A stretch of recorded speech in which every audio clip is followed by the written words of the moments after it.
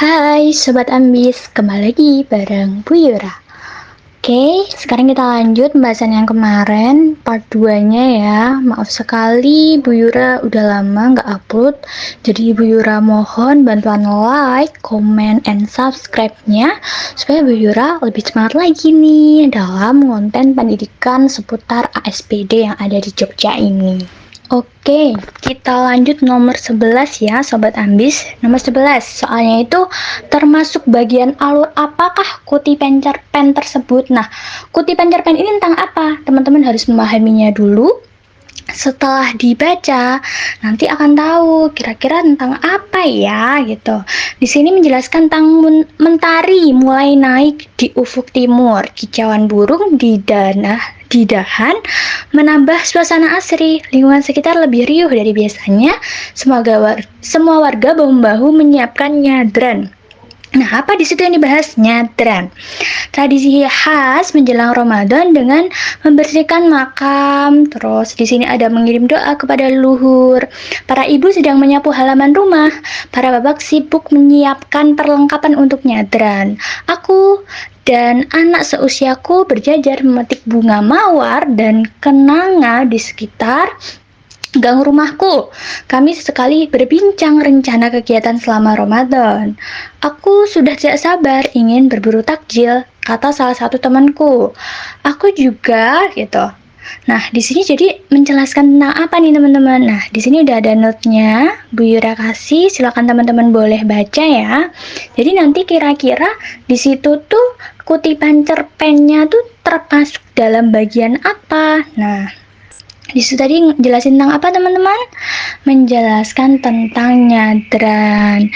Jadi di situ menjelaskan tentang apa? Memperkenalkan kepada pembaca tentang apa itu nyadran. Makanya jawabannya yang paling tepat di nomor 11 itu adalah pengenalan gitu ya. Yang B. Nomor 12 sekarang, kutipan cerita tersebut bertema tentang apa? Aku masih tak mengerti. Bingung duduk di kursi guru menghadapi pada seorang wanita parubaya yang keibuan.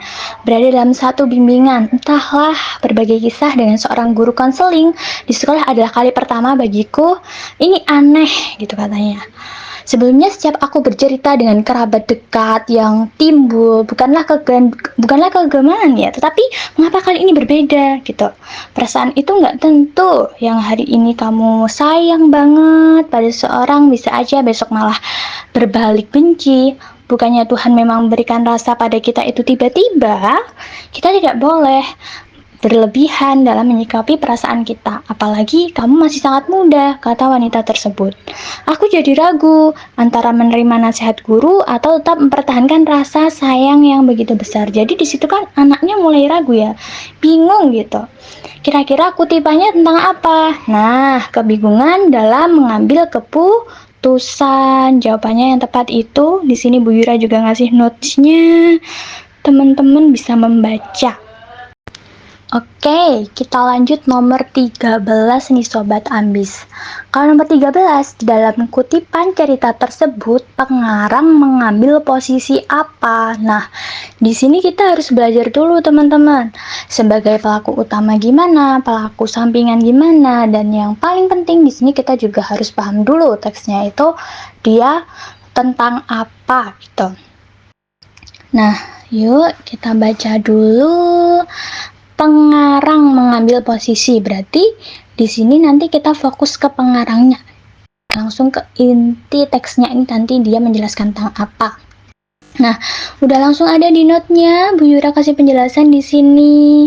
Dia itu sebagai pengamat. Kenapa kok dia sebagai pengamat? Nah, pengarang tuh bertindak seperti seorang penonton yang menyaksikan langsung pertandingan bola basket. Pengarang memberikan deskripsi tentang apa yang terjadi di lapangan. Seperti tindakan pemainnya gimana, suasana pertandingannya gimana, perasaan para pemainnya gimana.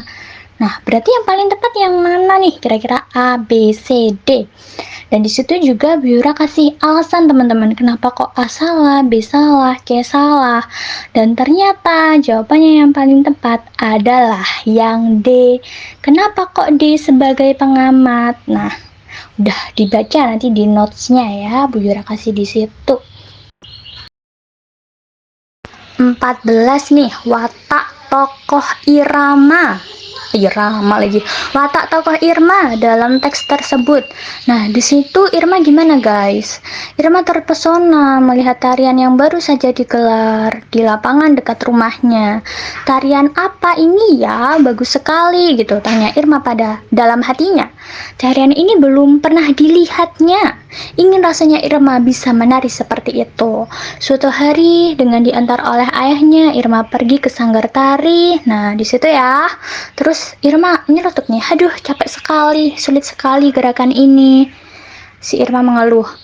Perlu Irma membasahi keningnya. Perlu Irma membasahi keningnya. Hampir saja dia menangis karena tidak mampu mengikuti. Dia nggak bisa mengikuti. Terus, kamu tidak apa-apa Irma? Tanya pelatih melihat Irma yang kecapean. Tidak apa-apa kak, gitu jawab Irma. Terbayang nih dalam pikirannya, gimana sih pertunjukan tari kemarin gitu. Gimana pertunjukan tari kemarin? Terus si Irma ini tetap pengen berlatih gitu kan intinya ya.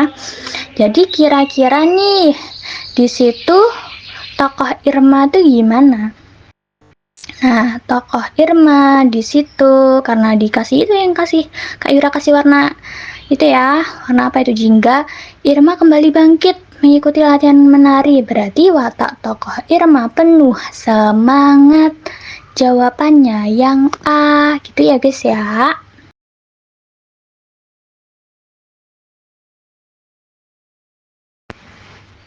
Lima belas. Penyebab konflik cerita tersebut. Sustiwi, bagaimana bisa badan kamu menimpa adikmu? Pulang dari warung, sebelah rumah, ibu kaget melihat anaknya yang baru 1 bulan tertimpa kakaknya yang sudah remaja. Spontan tangannya memukul Sustiwi agar cepat bangun dari tidur. Ibu, Sustiwinya kaget. Ia tidak sengaja menimpa adiknya. Namun, mengapa ibu marah? Sustiwi belum pernah melihat ibu semarah itu, apalagi sampai memukul dirinya. Belum pernah ibu melakukan itu. Sustiwi hanya bisa menangis. Sakit hatinya dipukul ibunya. Mungkin dia menimpa adiknya, namun ia tidak sengaja gitu kan. Dilihatnya, ibu memeluk adik, seperti tahu keadaannya yang tidak baik-baik aja. Adikku menangis tiada henti. Kamu itu sadar tidak sih nak? Kamu itu menimpa adikmu saat tidur. Ibu masih jengkel, Sustiwi hanya bisa menangis. Nah, kira-kira nih konflik dalam cerita ini yang mana nih guys? Jadi konfliknya di mana? Konfliknya itu ketika tindakan ibu memukul Sustiwi, ya kan? Karena setelah dipukul, Sustiwinya sama ibu di situ Sustiwinya jadi nangis gitu, jadi sedih. Jadi penyebab konfliknya apa nih? Yang mana antara A, B, C, D? Yang D, ibu memukul Sustiwi ya. Jawabannya yang D, yang di situ A, B, C itu salah. Kenapa? Di situ Bu Yura juga udah memberikan alasannya. Teman-teman bisa baca di notes-nya ya. Nah, tadi teman-teman udah sekilas membaca tentang teksnya kan? Di sini tuh soalnya nomor 16 yang ditanyain tanggapan yang sesuai untuk cerita tersebut. Kira-kira ceritanya menjelaskan tentang apa? Silahkan dibaca teks ceritanya. Dibaca pelan-pelan, dipahami ya. Nah, di situ sambil menunggu ibu menyiapkan makan malam, Fahri tengah asik membaca artikel di media sosial. Metode belajar efektif. Nah, berarti yang dibaca Fahri apa? Metode belajarnya. Karena tadi yang ditanyakan adalah tanggapan yang sesuai. Kita sesuai nih teman-teman. Dari pernyataan 1, 2, 3, dan 4 yang sesuai dengan pernyataan ya.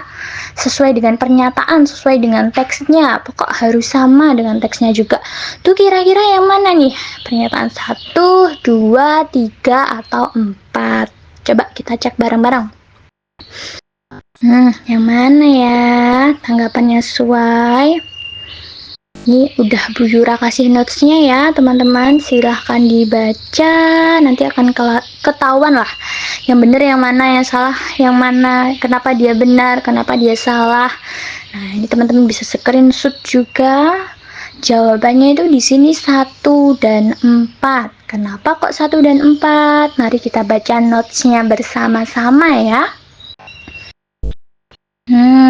Gitu guys, tuh ada benar, salah, atau benar, tidak tepat, dan benar. Kenapa dia benar, kenapa dia tidak tepat? Itu silahkan dibaca di notesnya ya. Lanjut nomor 18 nih. Komentar yang sesuai dengan infografik tersebut adalah, jadi komentarnya tuh harus disesuaikan dengan infografik guys. Coba dibaca dan diamati dulu komentar 1, 2, 3, dan 4. Setelah dibaca dan tadi kita udah memahami infografiknya, kira-kira pernyataan pertama benar atau salah? Di situ kesulitan air bersih menjadi masalah paling kecil. Padahal tadi kesulitan air itu masalah paling kecil bukan? Nah, bukan ya, karena dia bukan berarti yang ada satunya salah. Jangan pilih A, jangan pilih D. Kita pilih antara B sama C, sedangkan di dua-duanya itu ada angka 3. Otomatis 3 benar teman-teman. Kita tinggal ngecek aja nih pernyataan kedua sama pernyataan keempat. Nah, di situ sampah 40%. Jadi kalau sampahnya 40% lebih benar yang mana? Iya, betul sekali. Komentar kedua. Jadi nomor ini jawabannya yang B, 2 dan 3 gitu ya. Di sini juga Bu Yura udah kasih notesnya. Silahkan teman-teman bisa baca, teman-teman boleh screenshot juga.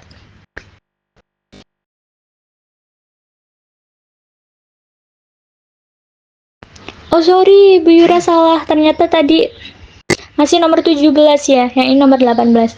Tapi sayangnya teman-teman, nomor 18 ini nggak ada teksnya gitu loh ya, maupun infografiknya atau apa, kosong. Jadi cuma pernyataan doang. Nomor 18 ini bisa sih kita buat gitu ya. Di sini Bu Yura ngasih pernyataan-pernyataan secara umum. Ya, ini umum sekali, tapi kan kita nggak tahu konteksnya ini apa sebenarnya pernyataannya. Jadi, nomor 18 ini Bu Yura kasih bonus aja buat teman-teman, boleh dikerjain, boleh enggak. Tapi kalau secara umum nanti kita bisa lihat teman-teman pernyataannya yang bener yang mana gitu. Silahkan dibaca notesnya aja boleh kok ya. Silahkan teman-teman, sobat ambis semuanya. Bu Yura ingetin lagi, jangan lupa like, komen, dan subscribe. Soalnya kayaknya habis ini Bu Yura bakalan buat yang pembahasan matematika deh. Kalian suka nggak kalau Bu Yura buatin pembahasan matematika? Jadi nanti tolong komen ya.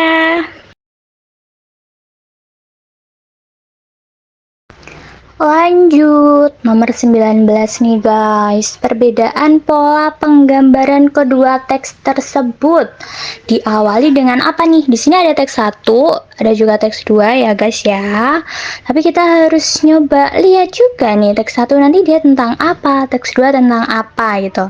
Nah, teks 1, anak laki-laki kecil yang ditemui Amelia itu bernama Abdul, usianya belum ada 11 tahun saat ini. Dia tinggal di sebuah gubuk reot yang berada di kolong jembatan. Abdul anak sebatang kara, dia hidup seorang diri tanpa orang tua maupun saudara. Ibunya telah meninggal setahun yang lalu karena sakit TBC yang tak kunjung sembuh.